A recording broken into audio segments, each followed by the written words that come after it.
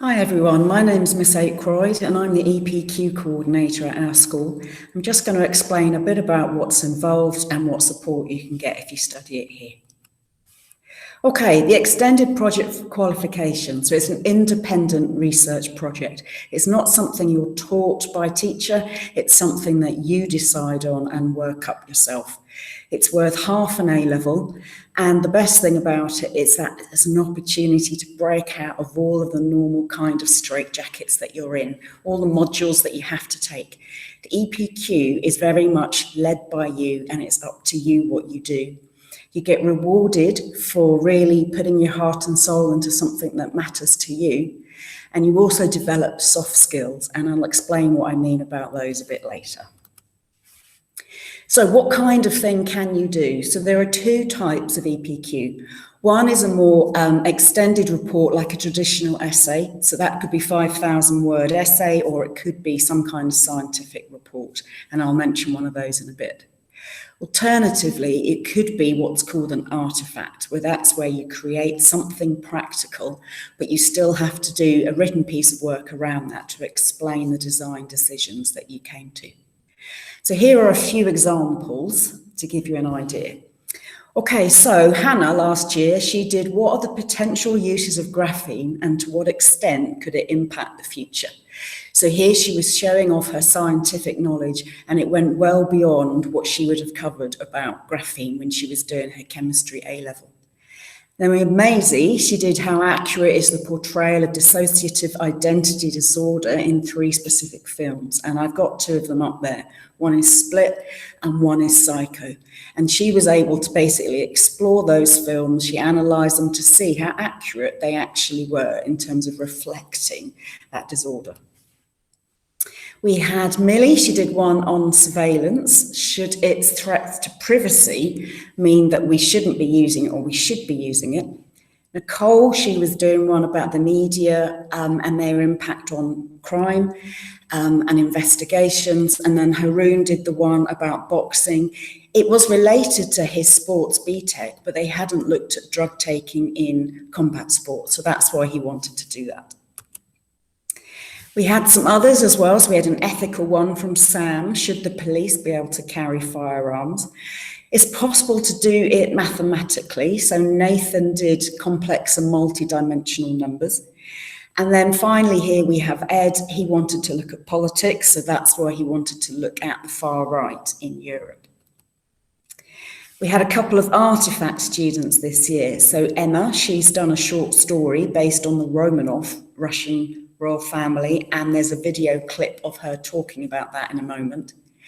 And then we had Lewis do a short story based on H.P. Lovecraft and his horror stories. And so he researched H.P. Lovecraft and then he wrote a short story in the same manner. And another couple of artifact projects that there have been, how can a composition for cello be used to convey emotions? And so that student at another school actually composed a piece of music and then explored the emotional impact that had on listeners. And then finally, is graffiti crime or design? And you can see that that person decided to use their research to the end to then create an artifact, i.e. that image. Okay, the project, you can choose absolutely anything as long as it's of A-level standard. So we're talking A-level, B-Tech, C-Tech kind of standard. And as long as it doesn't cover a topic that you're already studying, it's fine to do an A-level in maths and to have your EPQ related to maths. That's not a problem. What you've got to avoid is duplicating something that you're already doing for your A-levels. But that's something we can talk about once you start. So why do it? Partly just for fun. It's a chance for you to actually run with something that you enjoy and that you're really interested in. And there is an enjoyment to be had from doing that. It's also great for job applications, personal statements, and interviews. So I'm just going to say a bit more about why it is. So university applications, you get UCAS points for this, up to 28 if you go up to an A star. It's perfect for your personal statement when you're actually applying to university. So if there is something that you've been able to do in your EPQ that sets you above and beyond what other subject candidates have done in their A-level, then it's brilliant to talk about it in your personal statement. The same would be true for interviews. If you get interviews for a particular course, then being able to talk about an EPQ that you chose to do related to that course will really put you head and shoulders above the rest. Some universities reduce their offers, and so they will say something like, if you get an A or an A star on your EPQ, we'll reduce your A-level offer by 1 grade in one subject. The other way it's fantastic is because of the evidence of soft skills that I was talking about earlier. So these are things that are skills that are relevant to whatever you do in life. It's not just relevant to a particular subject or career. So taking initiative, thinking critically, these are skills that employers want good candidates to have developed and be able to bring those to their business. And the EPQ is a way of developing these and actually demonstrating that you've developed them. So, for example, deliver presentations. You will have to do a presentation in your EPQ right at the end of the process. You just do it in front of a small group of people. But then you have experience. You can tell an interviewer, an employer, yes, I've actually done presentations and I've had them contribute to my grades.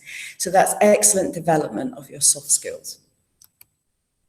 So what will it involve? You'll need to decide your topic. You then plan, research, and actually produce it.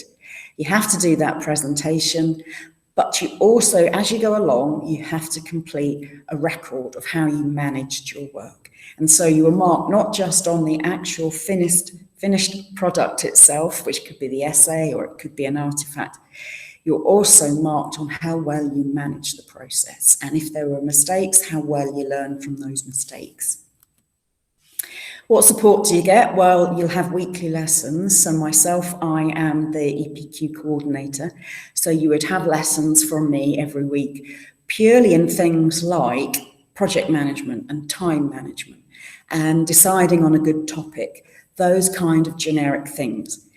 Then you also get a supervisor who you'll see once a fortnight, and their role is simply just to make sure you're keeping on track, to make sure that you're working in the right kind of way to get a good result and that you're managing your project well.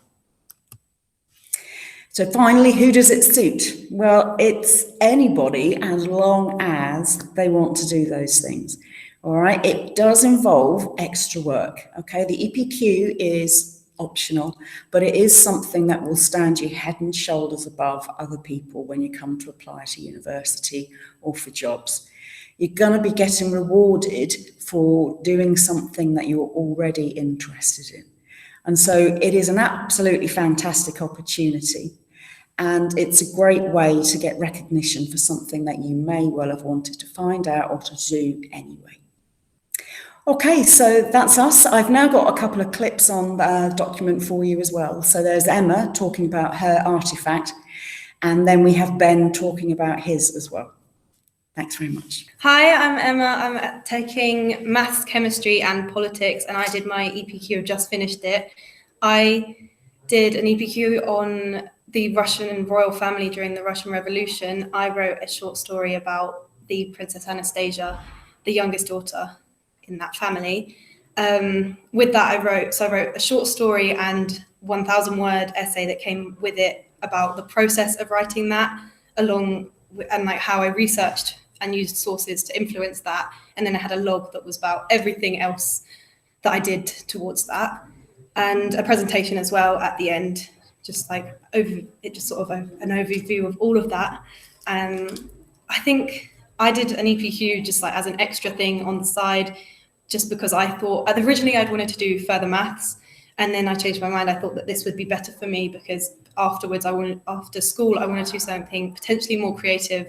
I'm looking at either doing film at university or politics at university, and I thought that this might be more appropriate than doing further maths, and which it has been. In hindsight, it was the right decision for me to make. And yeah, so I did that because I thought it would be something creative, which is why I did a short story, because that would be something that I was more interested in than writing an essay in the first place.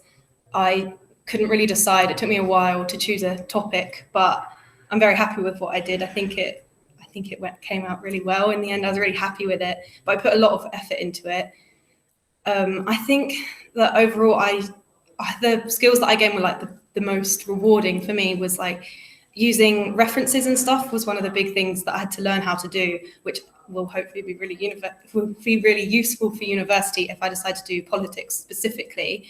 But even if I don't, it's still a useful skill in life, and like presentation skills as well. And just like writing, being creative, if I decided to do film, that's really relevant for me.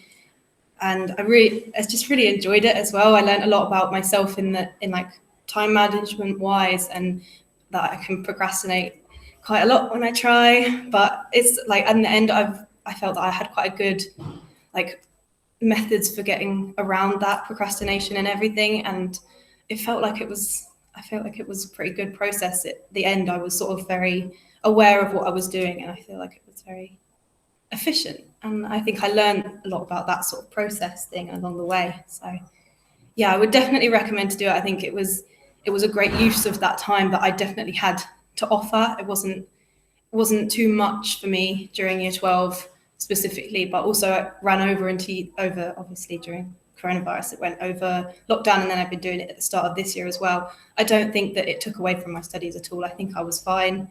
I think it was just a really good use of that time, and it's got me an extra grade at the end, which I'm really happy to have. Hi, this is Ben. He's going to be telling us a bit about his experience of doing the EPQ. As you can see, we are socially distanced, so it is a slightly awkward thing, but yeah, let's see how it goes. Right, Ben, tell me a bit about yourself, what A-levels you're doing, what you want to do. So I'm taking A-level physics, A-level music, and NCFE level 3 business. And after sixth form, I want to go off and do an audio production degree, and then hopefully go off and work in audio production, whether it's film, sound, or music production, or whatever. And I think the reason why I took the EPQ is so I could help. It would help in my uni application because it would help build portfolio, and it would help me kind of gain the research skills that I need for when I go off to university and have to write big kind of essays on audio production. And it really helped with the research skills and knowing where to look for skills, like where to look for sources. And I think it really helped with like referencing as well, because it's something that you don't really, unless you do referencing subjects, you don't focus on it during school. Yeah. So tell us a bit more about your actual project, what you decided to do. So my actual project, I decided to record 3 songs, and I researched the entire production process from the very beginning of it, which is almost the composition of the songs, all the way through to the end of actually getting the sound file fully like recorded and rendered, ready to go out on kind of any streaming platform. And have you ever done anything like this before to this scale? Not at this scale. I did something at my GCSE music, but it was not to this sort of level where I spent this long on the project. And what do you think has been the best thing about doing the project in terms of the actual producing the artifact? It's really helped me gain experience on actual hands-on audio production stuff, because I haven't really had the experience to set up a drum kit like properly and do like 25 microphones on a drum kit all at the same time. So that like really helped me, and I think it will really be a good experience for my university as well. Fantastic. And what about any problems you've encountered? There's a lot. So when we were recording, I had to record piano, and the grand piano was out of tune, which I only discovered once we came to record other instruments. So we had to manually program the piano and draw it all out, which was a very lengthy, annoying process.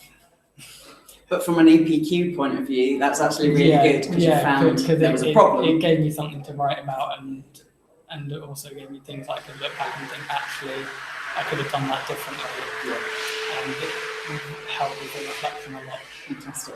So what would you say to someone who might be thinking about doing the EPQ? Definitely do it, because it really helps kind of grow your level of understanding and grow your level of deeper thought, because obviously I've had to think a lot about things that have gone wrong, because as someone doing audio production, it's kind of something I'm really passionate about anyway, so there wasn't really much that could have gone wrong because of how I researched it.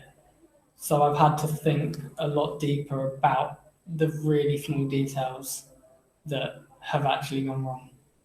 Fantastic.